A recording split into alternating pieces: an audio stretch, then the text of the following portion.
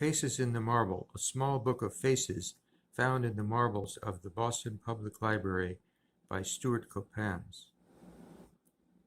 Faces in the Marble, a small book of faces found in the marbles of the Boston Public Library.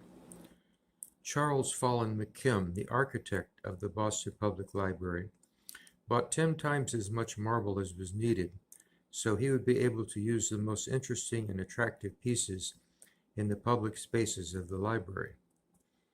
I spent 4 formative years of my life in Boston without ever visiting the library, and was introduced to it in 1983 by my wife Mary, who spent several days there wandering about and writing in her journal while I was at a meeting in Boston.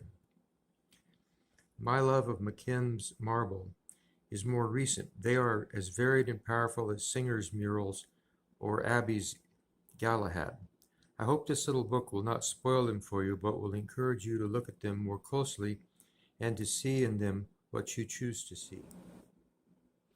The lady just fell through the air. Soon she crashed, but she seemed not to care. It's a wonderful sight. Things flash by us in flight, and the wind feels so fine in my hair. The man with a jacket and tie was content to let fame passing by. I know there's no cure for being obscure. You either can laugh or can cry. A man who had almost no chin tried as hard as he could not to sin, but as hard as he'd try, a lewd thought would slip by. After mass he would turn himself in.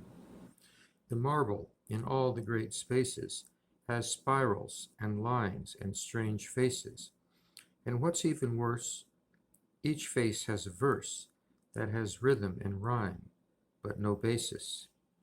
Her ponytail flies in the breeze, no wind, and it hangs to her knees.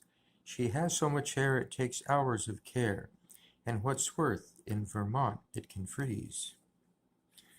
The man with the wings on his ears was scowling, but you need not fear, for he'd earned his wings by doing good things and bringing glad tidings and cheer.